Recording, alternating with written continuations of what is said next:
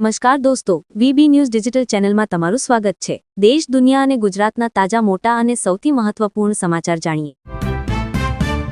સુરેન્દ્રનગરના ચોટીલા પ્રાંત અધિકારી દ્વારા ગેરકાયદેસર કાર્બોસેલના કૂવાઓ બુરવાની કામગીરી શરૂ કરાઈ। સુરેન્દ્રનગર જિલ્લામાં બીફામ રીતે ખનીજ ચોરી ચાલી રહી છે, ત્યારે ખાણ ખનીજ વિભાગ, પોલીસ વિભાગ અને ચોટીલા પ્રાંત અધિકારી દ્વારા સતત દરોડાની કામગીરી શરૂ કરવામાં આવી રહી છે। પરંતુ ગેરકાયદેસર કાર્બોસેલનું બેફામ ખોદકામ કરવામાં આવતું હોવાના કારણે અને ખનીજ માફિયાઓ કરોડો રૂપિયાની કાર્બોસેલની કાળી કમાણી કરતા હોવાના પગલે હવે તંત્ર એક્શન મોડમાં આવ્યું છે।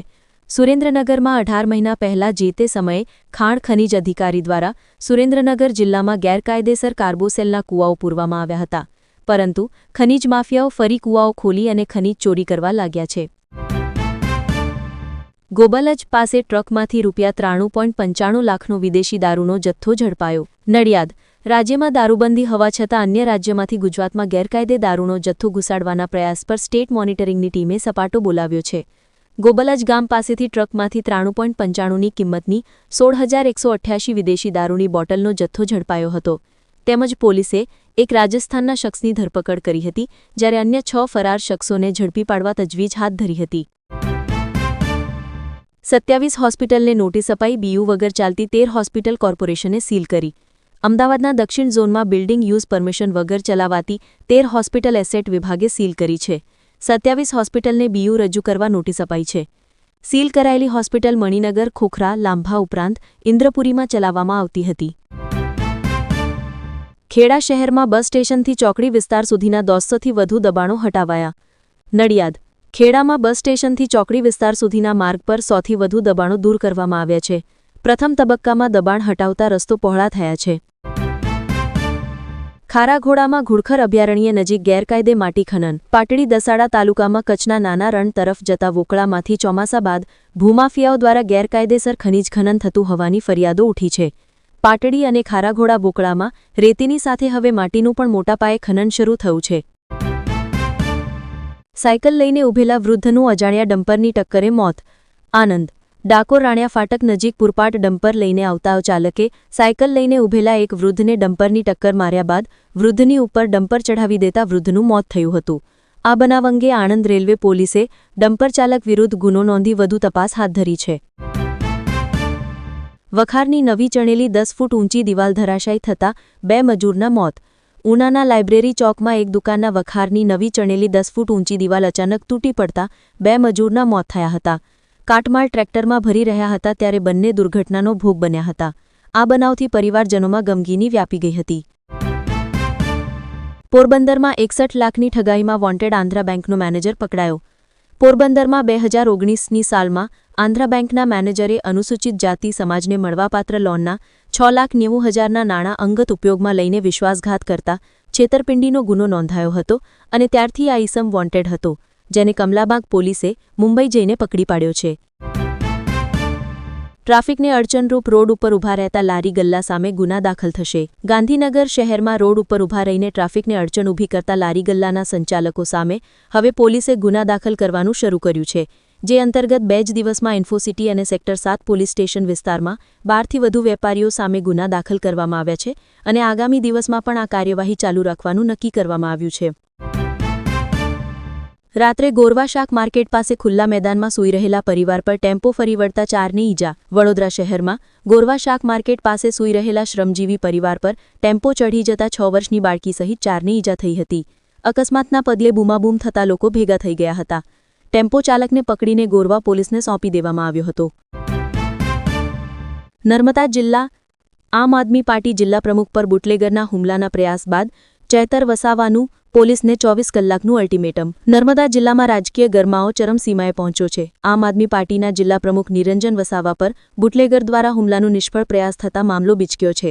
આ ઘટના બાદ દેડિયાપાડાના ધારાસભ્ય ચેતર વસાવા તાત્કાલિક રાજપીપળા પોલીસ સ્ટેશન મથકે દોડી આવ્યા હતા અને પોલીસ સાથે ઉગ્ર ચર્ચા કરી હતી। બીજી તરફ ભાજપ જિલ્લા પ્રમુખ નીલ રાવે નિરંજન વસાવા સામે ગંભીર આક્ષેપો કરી વળતો પ્રહાર કર્યો છે। વેરાવળ પાસેના દરિયામાં ઓવરલોડેડ બોટ પલટી, 1 ખલાસીનું મોત, 3નું રેસ્ક્યુ। ગીર સોમનાથ વેરાવળ બંદર નજીક અરબી સમુદ્રમાં બોટ દુર્ઘટનામાં 1 માછીમારનું મોત નીપજ્યું હોવાનું સામે આવ્યું છે। માછીમારી કરીને પરત ફરતી વખતે ફિશિંગ ટ્રોલર બોટ ઓવરલોડેડ હોવાના કારણે પટલી મારી ગઈ હતી, જેમાં એક ખલાસીનું ડૂબવાથી મોત થઈ ગયું હતું, જ્યારે અન્ય 3 ખલાસીને રેસ્ક્યુ કરીને બચાવી લેવામાં આવ્યા હતા. છોટાઉદેપુર લોકાર્પણના અભાવે જિલ્લાના 10થી વધુ આરોગ્ય કેન્દ્ર ધૂળ ખાય છે. ગ્રામીણો આરોગ્ય સેવા માટે દૂર જવા મજબૂર છે. ગ્રામ્ય સ્તર સુધી ઉત્તમ આરોગ્ય સેવાઓ પહોંચાડવાના સરકારના ઉદ્દેશ્યને છોટાઉદેપુર જિલ્લાના અધિકારીઓની ઘોર બેદરકારી ગ્રહણ લગાવી રહી છે. કરોડો રૂપિયાના ખર્ચે આયુષ્માન આરોગ્ય મંદિર હેઠળ તૈયાર થયેલા અનેક પેટા આરોગ્ય કેન્દ્રો આજે પણ ગ્રામજનોની સેવામાં આવ્યા વિના ધૂળ ખાઈ રહ્યા છે અને તેના દરવાજા ઉપર કટાયેલા તાળા લટકી રહ્યા છે. રોહિત શર્માની ટી20માં વાપસી થશે. ભારતીય ફેન્સ માટે ખુશખબરી. હિટમેને ખુદે આપ્યા સંકેત. રોહિત શર્મા ટી20 ક્રિકેટમાં વાપસીને લઈને ઇચ્છુક છે. એક મીડિયા રિપોર્ટ અનુસાર રોહિત શર્મા 2025માં સૈયદ મુશ્તાક અલી ટ્રોફીના નોકઆઉટ તબક્કામાં રમવા માંગે છે. રોહિત શર્માએ ટી20 આંતરરાષ્ટ્રીય ક્રિકેટમાંથી નિવૃત્તિ લઈ લીધી છે, જ્યારે હિટમેને ખુદે મુંબઈ ક્રિકેટ એસોસિએશનને જાણ કરી છે કે તે સૈયદ મુશ્તાક અલી ટી20 ટૂર્નામેન્ટમાં રમવા માંગે છે. બગોદરા વટામણ હાઇવે પર બાઇક અને હાર્વેસ્ટર વચ્ચે અકસ્માત. 2 વર્ષના માસૂમનું મોત, દંપતી સહિત 4ને ઈજા. બગોદરા વટામણ હાઇવે પર શુક્રવારે ગમખ્વાર અકસ્માત સર્જાયો હતો, જેમાં એક હસતા રમતા પરિવાર પર આભ તૂટી પડ્યું છે. વેજલકા ગામ પાસે બાઇક અને હાર્વેસ્ટર મશીન વચ્ચે સર્જાયેલા અકસ્માતમાં 2 વર્ષના માસૂમ બાળકનું કમકમાટી ભર્યું મોત થઈ ગયું છે, જ્યારે પરિવારના અન્ય 4 સભ્યો ઇજાગ્રસ્ત થયા છે. સરકારની મેચ ફિક્સિંગ નીતિને કારણે સામાન્ય લોકો પરેશાન. ઇન્ડિગો સંકટ મામલે રાહુલ ગાંધીનો આરોપ. લોકસભામાં વિરોધ પક્ષના નેતા રાહુલ ગાંધીએ ઇન્ડિગો સંચાલનના સંકટ પર પોતાનું મૌન તોડ્યું છે. તેમણે કેન્દ્ર સરકાર પર નિશાન સાધ્યું હતું અને આરોપ લગાવતા કહ્યું કે ઇન્ડિગોની નિષ્ફળતા સરકારની મેચ ફિક્સિંગનું પરિણામ છે. નોંધનીય છે કે 550થી વધુ સ્થાનિક અને આંતરરાષ્ટ્રીય ઇન્ડિગો ફ્લાઇટો રદ કરવામાં આવી છે, જ્યારે ઘણી ફ્લાઇટો મોડી પડી છે, જેના કારણે હજારો મુસાફરોને અસુવિધા થઈ રહી છે. ધ્રોળ પંથકના જાડિયા માનસરની સગીર પર ગેંગરેપ કેસમાં હાઈકોર્ટે જામનગર ધ્રોળ પોલીસનો ઉધડો લઈ લીધો. જામનગર જિલ્લાના ધ્રોળ તાલુકાના જાડિયા માનસર ગામમાંથી 2019ની સાલમાં એક સગીરાના અપહરણ અને ગેંગરેપના ભારે ચર્ચાસ્પદ કેસમાં ગુજરાત હાઈકોર્ટે જામનગર પોલીસની તપાસમાં ગંભીર ઉદાસીનતા અને નિષ્કાળજીને લઈ ઉધડો લઈ નાખ્યો હતો. જસ્ટિસ વિમલ કે વ્યાસે સમયસર પોલીસ ફરિયાદ નહીં લેવા બદલ અને સમગ્ર મામલામાં જામનગર એસપીને તપાસ સોંપી મેડિકલ એક્ઝામિનેશન નહીં કરાવવા બદલ ભારે ઝાંટકણી કાઢી વિગતવાર ખુલાસા સાથેનો રિપોર્ટ રજૂ કરવા હુકમ કર્યો હતો. મતદાર યાદી ડિજિટાઇઝેશનમાં ગુજરાતમાં ડાંગ નંબર 1, ટોપ 10માં અમદાવાદ, સુરત, રાજકોટનું નામ નહીં. ગુજરાતમાં 2025ની મતદાર યાદીની ખાસ સઘન સુધારણા ઝુંબેશ પૂરજોશમાં ચાલી રહી છે. આ ઝુંબેશ 11મી ડિસેમ્બર સુધી ચાલશે. મુખ્ય નિર્વાચન અધિકારી સીઈઓ હારિત શુક્લાની આગેવાનીમાં ચાલી રહેલી આ પ્રક્રિયામાં ફોર્મના ડિજિટાઇઝેશન અંકીયકરણની કામગીરીમાં ડાંગ જિલ્લો બ્રાન્ડજમાં મોખરે રહ્યો છે. જો કે આ યાદીમાં અમદાવાદ, સુરત અને રાજકોટ જેવા મહાનગરોનો સમાવેશ થયો નથી. વડોદરાના ગોત્રીમાં રુદ્રરાજ ડુપ્લેક્સમાં તસ્કરો ત્રાટક્યા, 3 મકાનના તાળા તોડ્યા. વડોદરાના ગોત્રી વિસ્તારમાં આવેલા રુદ્રરાજ ડુપ્લેક્સના 3 મકાનમાં તસ્કરો ત્રાટક્યા, જેમાં રહેતા માતા અને દીકરી અમદાવાદ ખાતે લગ્ન પ્રસંગમાં ગયા હોય તેમના બંધ મકાનને નિશાન બનાવ્યું હતું અને સોના ચાંદીના દાગીના મળી ₹1.71 લાખની મતાની ચોરી કરી પલાયન થઈ ગયા હતા. અન્ય 2 મકાનના તાળા પણ તસ્કરોએ હાથ અજમાવ્યો હતો, પરંતુ કેટલી મતાની ચોરી થઈ હોવાની વિગતો જાણવા મળી નહીં. અમરેલીના ત્રબકપુર ગામમાં બાળકીને ફાડી ખાનાર માનવભક્ષી દીપડો પાંજરે પુરાયો, લોકોએ રાહતનો શ્વાસ લીધો. અમરેલી જિલ્લાના ધારી તાલુકાના ત્રબકપુર ગામમાં બાળકીનો ભોગ લેનાર માનવભક્ષી દીપડાને આખરે વન વિભાગની ટીમે પાંજરે પૂરવામાં સફળતા મેળવી છે. આ હુમલા બાદ સમગ્ર પંથકમાં ફેલાયેલા ભય અને આક્રોશ વચ્ચે વન વિભાગની 5 દિવસની સતત મહેનત રંગ લાવી છે. છોટાઉદેપુર નગરપાલિકાનું દબાણ હટાવ અભિયાન. ઝંડા ચોકથી માણેક ચોક ગૌરવ પંથ રોડ ખુલ્લો કરાયો. છોટાઉદેપુર નગરપાલિકા દ્વારા શહેરના મુખ્ય માર્ગો પર ટ્રાફિક અને રાહદારીઓને અડચણરૂપ બનતા દબાણો દૂર કરવાની સઘન ઝુંબેશ હાથ ધરવામાં આવી છે.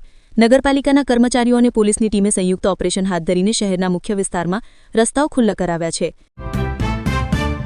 વડોદરા શહેરમાં પાણી લાઇન નાખવા માટે મંગાવેલી 5.8 લાખની પાઇપની ચોરી. વડોદરા શહેરના તરસાલી વિસ્તારમાં નવા ડેવલપ થતા વિસ્તારમાં પાણીની ટાંકી તથા પાણીની પાઇપલાઇન નાખવા પાઇપો મંગાવી હતી. દરમિયાન કેટલાક તસ્કરો દ્વારા પાઇપો પૈકી ₹5.87 લાખની પાઇપો આઈસનમાં ભરીને ચોરી કરી લઈ ગયું હતું, જેથી કોન્ટ્રાક્ટરે મકરપુરા પોલીસ સ્ટેશનમાં ચોરીની ફરિયાદ નોંધાવી હતી.